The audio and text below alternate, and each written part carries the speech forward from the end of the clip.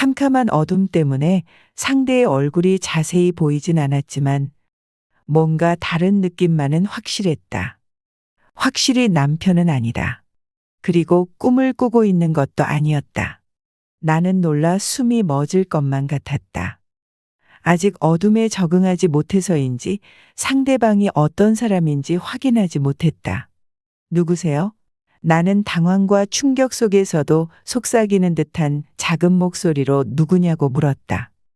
순간적으로 만에 하나 도둑이나 강도일 수도 있다는 생각이 스치자 큰 소리로 외쳤다가는 되려 큰일 날 수도 있다는 생각이 들어서였다. 나야 여보. 왜 그래? 앞불싸. 목소리 역시 분명 남편이 아니다. 누구세요? 도대체 누구냐고요? 나라니까. 왜 자꾸 그래? 남자가 잠깐 멈추는가 싶더니 머리맡에 스탠드 불이 확 켜진다. 그 남자가 손을 뻗어 불을 켠 것이다. 순간 두 사람의 입에서 동시에 헉 하고 비명소리가 터진다. 어머나.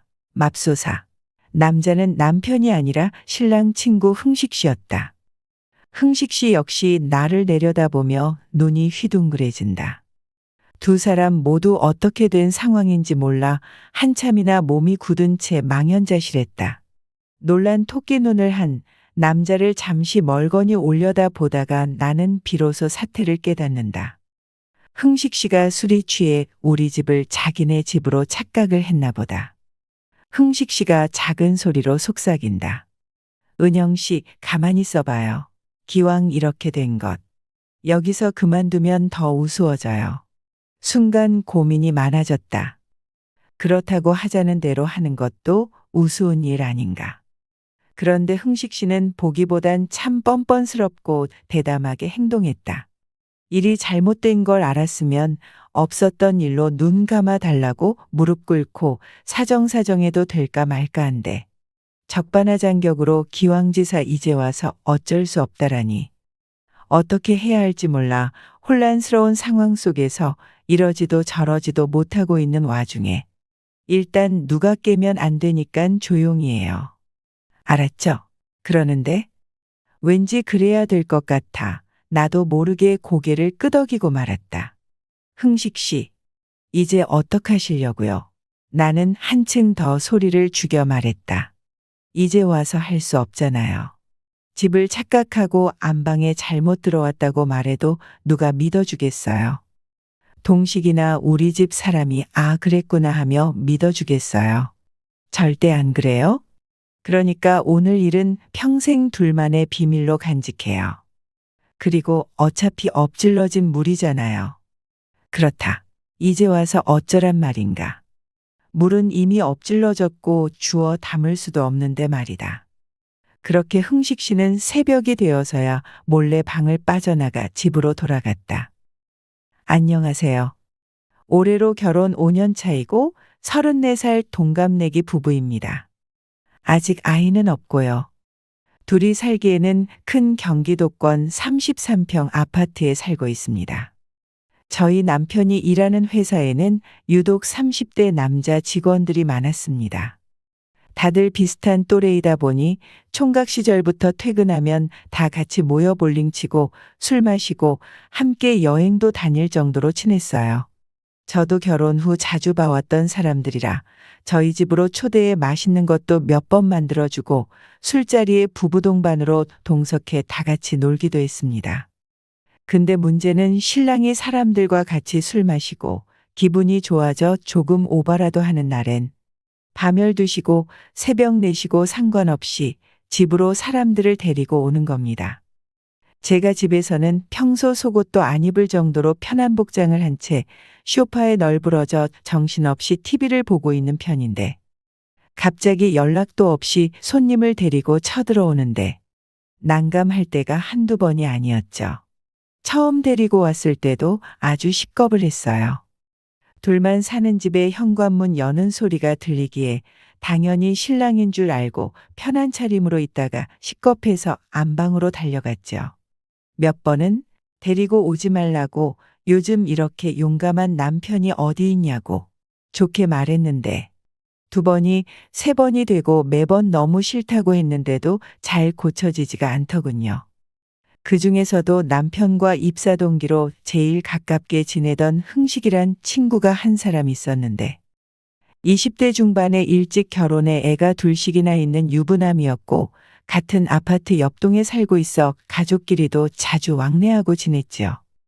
그날도 남편이 술 먹고 흥식 씨를 집에 데리고 들어와 한 잔 더 하고 싶다길래 저는 맥주에 마른 안주 과일을 깎아 술상을 거실에 차려주고 같이 몇 잔 하다 피곤해서 먼저 안방에 들어와 잠이 들었죠. 그리고 또 얼마 가지 못해 돌이킬 수 없는 큰일이 터지고 말았습니다. 최근 이혼하고 혼자 살던 친구가 일 끝날 시간에 연락이 와서 우리 집 근처로 나올 테니 오랜만에 술 한잔 하자고 해서 신랑도 마침 해외 출장 중이라 심심하던 차에 만나러 나갔습니다. 근데 그 이혼한 친구가 술이 들어가자 자꾸 옆에 남자가 없으니 술맛이 안 난다고 지금 바로 아무 남자나 좀 불러줄 수 없냐고 징징대는 겁니다. 저도 그런 분위기에서 무슨 술맛이 났겠어요. 그때 마침 흥식 씨에게 연락이 왔던 거죠. 그래서 주변에 혹시 돌싱남이나 노총각 없냐고 친구랑 지금 집 앞 꼼장어 집에서 술 한잔 하고 있는데 즉석으로 소개팅 한번 시켜달라고 부탁을 했고 될 수 있으면 지금 당장 남자 하나 데려오라고 했더니 거래처 직원이라며 총각 하나를 데리고 웃으면서 찾아왔대요. 이렇게 넷이서 술을 마셨는데 즐거운 분위기 탓에 엄청 많이 마셔 모두들 만취했습니다. 그날은 우리 집은 신랑이 해외 출장을 갔고 흥식 씨 아내분은 애들 데리고 친정에 간 날이라 서로 아무도 없는 날이었는데 다음 날 아침에 정신을 차려보니 또 흥식 씨가 제 옆에 있더라고요. 저도 필름이 끊긴 상태였지만 어느 정도 마음이 있었으니 받아줬겠죠. 한 번도 아니고 두 번이나 실수를 하다니 뭘 어떻게 해야 되는 건지 진짜 눈앞이 캄캄했습니다. 둘만 입 다물고 있으면 없었던 일이 되겠지만 그날 이후 흥식 씨는 보름 넘게 우리 집에 오질 않았습니다. 그렇게 초조한 시간이 흐르고 제가 먼저 전화를 했습니다.